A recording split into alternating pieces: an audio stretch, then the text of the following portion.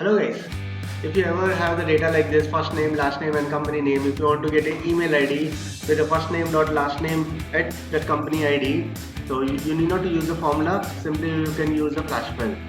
You write this rajesh.nair at microsoft.com, enter, control E, remaining all it is filled automatically. So it is taking the Microsoft, Google, Infosys, all this. But if you observe something, this Google is writing in the proper case, like whereas like Infosys is writing in the lower case.